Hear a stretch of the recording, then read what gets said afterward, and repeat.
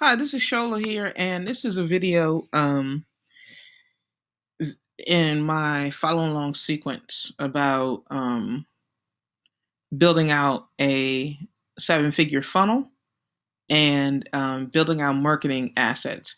So let me just give you a couple background. By the way, part of what I'm going to do in these follow along videos is that I'm just going to be articulating how I'm feeling, and I'm going to be living in the ums and the ahs and the mistakes because I want it to be seen that you have two options. You can do what most people have tried, self included, and failed at, which is only do things when you're motivated or when you can get things as perfect as possible, or just do things consistently on a daily basis, accept the fact that initially you're going to have a lot of um, right? You're going to have some mistakes.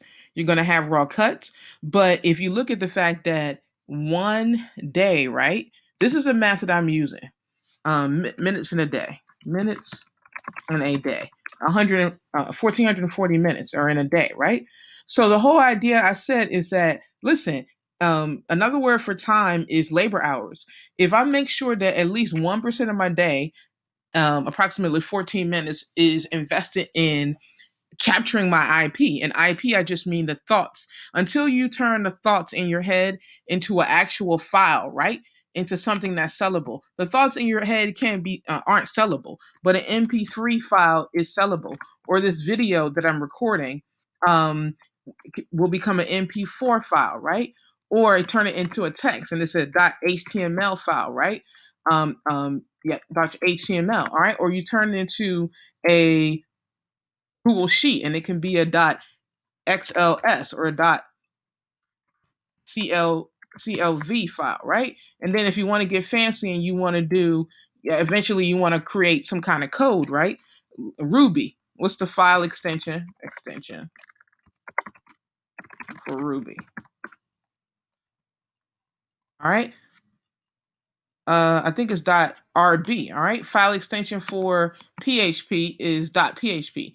File extension for Python. These are popular web programming languages, right? .py, all right? So those are .py, .py, .py, .php, what do we say Ruby was? All right. And there is a method to this. The whole point I'm trying to make everybody is that the first act of RB, I just learned something. Okay. RB. Uh, Okay, the first act of turning your intellectual capital into financial capital is turning your intellectual assets into digital assets, right? Now, where does all this discussion about assets, how is it related to marketing? A while ago, I got an email from Alan Dibbs, who wrote this book, the one-page business plan. So, sidebar, one of the things that I do that kind of distinguishes me from other people is that when I'm not afraid to hit reply and respond to authors. So I hit reply and responded to. I got on his list and I replied to his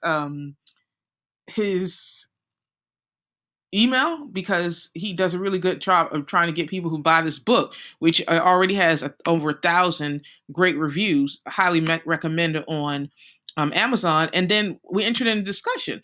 And this came to me, not even 10 days ago, but I just I found the concept so provocative that it really started making me think. And the whole idea is that if you follow Robert Kiyosaki's Rich Dad Poor Dad framework, he says that income flows from assets. And the thing is that, and he goes on to talk about how you can build marketing assets. And the way you build marketing assets is that you create pieces of content that attract traffic and conversion. All right, because you need, in order to create a customer, you need traffic or a lead and then conversion. And then we have traffic time conversion, you get a customer. All right, and customer sends you income. So that got me thinking, wow, what how have you looked at your day and said to yourself, I'm going to make sure that, remember, I began with this whole idea that each day we're given a set number of labor hours, right? In particular, 24 hours or 1440 minutes. Okay. You can X out sleeping. But the whole point is, I said to myself, what percent of my day is actually dedicated day in and day out with consistency, right? To creating marketing assets. Yes, I do it. I mean, anybody who has a business obviously has created some marketing assets, but there are times when I've fallen off the cuff. And I said to myself, not only do I want to schedule it in, creating my marketing assets with more regularity, but I also want to schedule in creating a team that creates assets, right? So it's almost like the digital equivalent of, imagine a house is an asset, right? A house that you're eventually going to create and then build. Okay, well, the whole point is, imagine you had a team of people just building you houses that you're going to sell. Well, you have a team that can eventually create marketing assets that will attract to you income.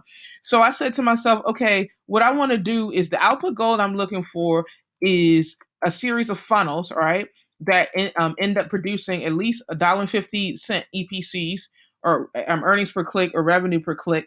Also, X number of new email subscribers, X number of customers, and it'll create an internal traffic source, all right, from the email newsletter, of at least 4 figures a day, all right?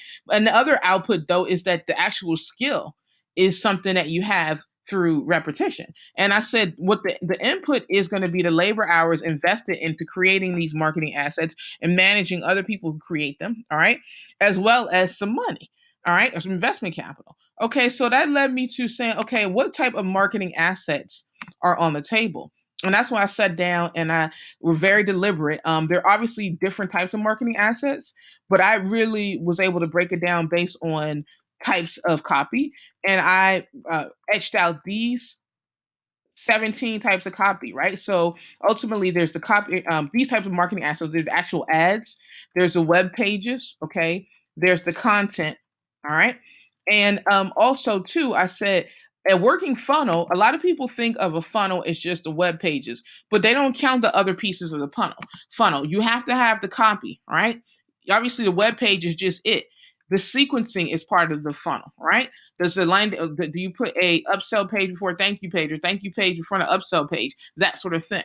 Do you put um a one click upsell or one click add on offer right after the download? That sequencing is a big part, a big component of a working and profitable funnel, as is your testing algorithm, as is the right code. You can have all the copy in the world, that's great, and you can have a great funnel sequence, but if you forgot to put the right code on there, you're not going to be able to start gathering the data that will enable you to optimize your ad. And also, data in and of itself is valuable. Okay. So what I basically etched out is like 17 different components of a working funnel.